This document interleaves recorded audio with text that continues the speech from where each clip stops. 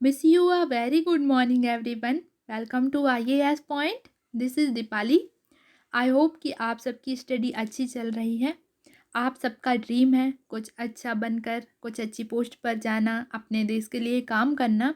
आप सबका सपना है जो भी वो बहुत जल्दी सक्सेस होगा. बस आप इसी तरह स्टडी करते रहिए. आपके लिए 2 लाइन कहना चाहती हूँ आज. मुश्किलें आएंगी पर घबराना नहीं है. मुश्किलें आएंगी पर घबराना नहीं है. हराने की साजिशें की जाएंगी लेकिन हारना नहीं है.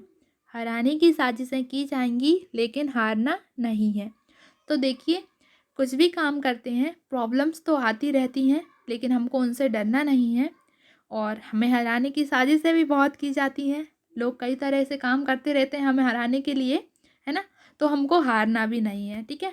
हमें अपनी स्टडी रेगुलर करनी है और बहुत जल्दी हम सक्सेस भी पा लेंगे. तो आप अपनी स्टडी तो कर ही रहे हैं. अगर आपको स्टडी में किसी भी तरह की प्रॉब्लम आती है तो आप बिल्कुल कांटेक्ट कर सकते हैं. आप कमेंट में बता सकते हैं. IAS पॉइंट की पूरी टीम आपके साथ है, आपका पूरा साथ देगी. जितनी भी आपको हेल्प की जहाँ पर भी ज़रूरत लगेगी. तो चलिए हम स्टार्ट करते हैं आज के टॉपिक को. अगर आपको कोई प्रॉब्लम आती है तो आप बिल्कुल कमेंट में बता सकते हैं. बाकी आज का हम टॉपिक स्टार्ट करते हैं. आज का हमारा टॉपिक है कुल उत्पाद, औसत उत्पाद तथा सीमांत उत्पाद. कुल उत्पाद क्या होता है, औसत उत्पाद क्या होता है और सीमांत उत्पाद क्या होता है, इस टॉपिक में हम पढ़ने वाले हैं. तो सबसे पहले हम पढ़ने वाले हैं कुल उत्पाद. देखिए, आज का टॉपिक बहुत अच्छा है. आप वीडियो को बिल्कुल मिस ना करें. ये टॉपिक इंटरेस्टिंग भी उतना ही है जितना कि ये इम्पॉर्टेंट है, ठीक है. तो बिल्कुल इसको मिस ना करें. इम्पॉर्टेंट टॉपिक है, अच्छे से पढ़ते जाइए. कुल उत्पाद क्या होता है, सबसे पहले हम बात करते हैं कुल उत्पाद की. मान लीजिए हम एक आघात में परिवर्तन लाते हैं तथा अन्य आघातों को स्थिर रखते हैं. हमारे पास मान लीजिए 3 आघात हैं, जैसे कि मशीन, श्रम और कच्चा माल, ठीक है. तो अब हम इनमें से सारे आघातों को हम स्थिर रखते हैं, बस एक आघात में परिवर्तन ले आते हैं. तो हम कच्चे माल में परिवर्तन ले आते हैं. जैसे हमारे पास कच्चा माल जो है वो हमारे पास मान लीजिए 90% है, तो हम उसको बढ़ाकर 100% कर देते हैं, ठीक है. या उसे थोड़ा बहुत घटा देते हैं 80%. यानी कि कच्चे माल में हम परिवर्तन कर देते हैं, बाकी सब हमारा वैसा का वैसा रहेगा, ठीक है. तब इस आघात के विभिन्न स्तरों से हम निर्गत के विभिन्न स्तर प्राप्त करते हैं. जब हम कच्चे माल में यानी उस आघात में परिवर्तन करेंगे तो उसके विभिन्न स्तर यानी उससे हमें जो कुछ मिलेगा हमारा निर्गत भी उसी तरह का आएगा, ठीक है. क्योंकि आघात में परिवर्तन किया है तो निर्गत में भी परिवर्तन ऑटोमेटिक ही हो जाएगा, ठीक है.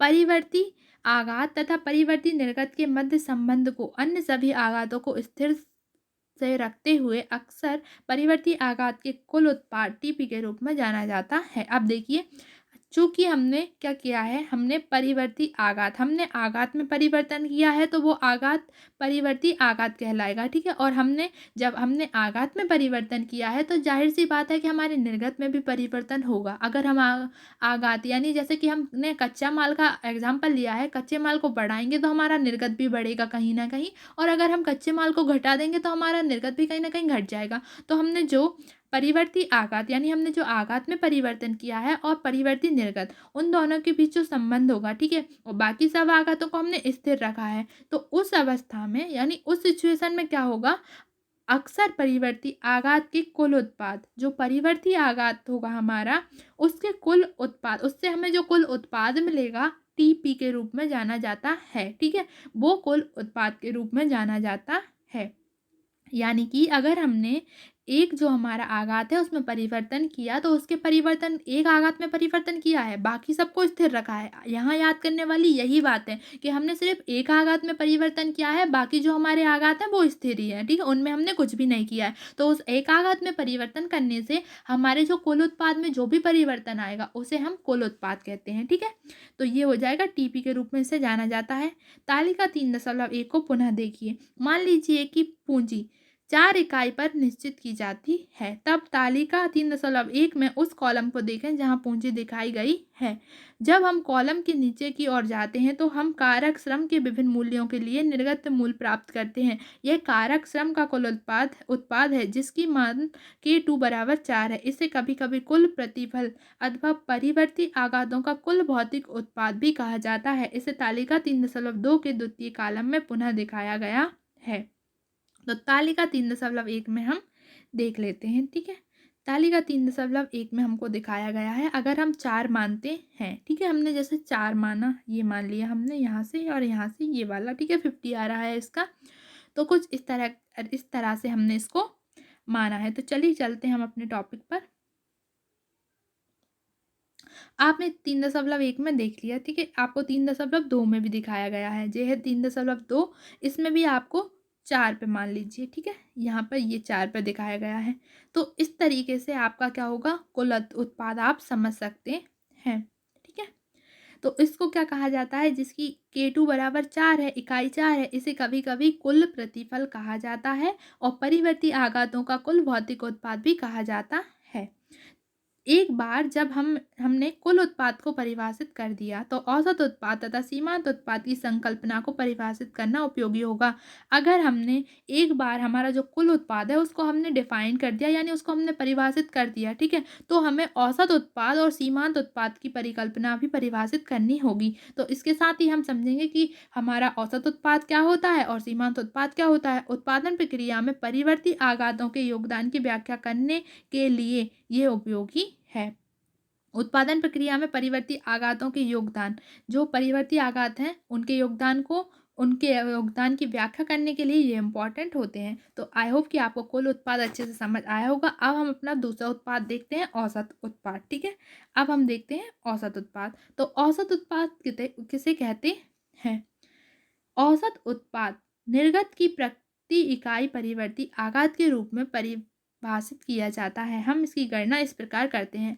औसत उत्पाद निर्गत की प्रति इकाई परिवर्ती आघात, ठीक है, यानी जो निर्गत की प्रति इकाई, जो निर्गत हमें प्राप्त हुआ है उसकी जो परिवर्ती आघात के कारण जो निर्गत की प्रति इकाई हमको प्राप्त हुई है, उसके रूप में हम किसे परिभाषित करते हैं, औसत उत्पाद को। इसकी गणना हम कैसे करते हैं, APL बराबर TPL अपॉन L, ठीक है, इस तरह से इसको परिभाषित करते हैं। तालिका 3.2 का अंतिम कॉलम श्रम की औसत उत्पाद पूंजी 4 इकाई पर स्थिर रखकर तालिका 3.1 में वर्णित उत्पाद फलन का एक संख्यात्मक उदाहरण है। इस कॉलम के मूल्यों को TP कॉलम 2 का L से विभाजित करके कॉलम 1 प्राप्त किया जा सकता है।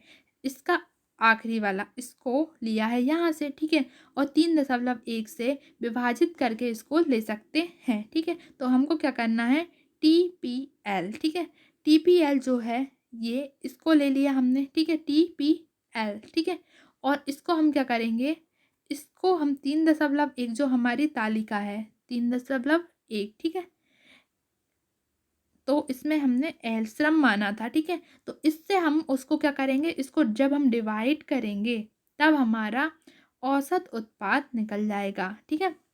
यानी अंतिम कॉलम श्रम की औसत उत्पाद पूंजी 4 इकाई पर स्थिर रखकर 3.1 में वर्णित उत्पाद फलन का एक संख्यात्मक उदाहरण। इस कॉलम के मूल्यों को टीपी कॉलम, ठीक है, टीपी कॉलम को एल से विभाजित करके, जो टीपी कॉलम होगा उसे एल से डिवाइड करेंगे तो हमारा औसत उत्पाद निकल आएगा। नेक्स्ट है हमारा सीमांत उत्पाद। अब सीमांत उत्पाद क्या होता है, एक आघात का सीमांत उत्पाद प्रति इकाई आघात में परिवर्तन के कारण जो निर्गत में परिवर्तन होता है, यानी प्रति इकाई आघात में हम परिवर्तन करते हैं, आघात में जो एक छोटा सा परिवर्तन होता है उसके कारण जो निर्गत में परिवर्तन होता है, जब सभी अन्य आघात स्थिर रखे हों कहा जाता है। जब पूंजी को स्थिर रखा जाता है तो श्रम का सीमांत उत्पाद होता है। अगर हम पूंजी को स्थिर रखें और श्रम में परिवर्तित कर दें तो श्रम का सीमांत उत्पाद क्या होगा, सीमांत उत्पाद बराबर निर्गत में परिवर्तन अपॉन आघात में परिवर्तन। निर्गत में कितना परिवर्तन हुआ और आघात में कितना परिवर्तन हुआ बराबर डेल TPL अपॉन L। इसको कैसे निकालेंगे, डेल TPL अपॉन L करके इसको निकाला जाता है सीमांत उत्पाद को, जहां डेल परिवर्त में परिवर्तन का सूचक है। डेल क्या कर रहा है, परिवर्तन में परिवर्तन का सूचक है।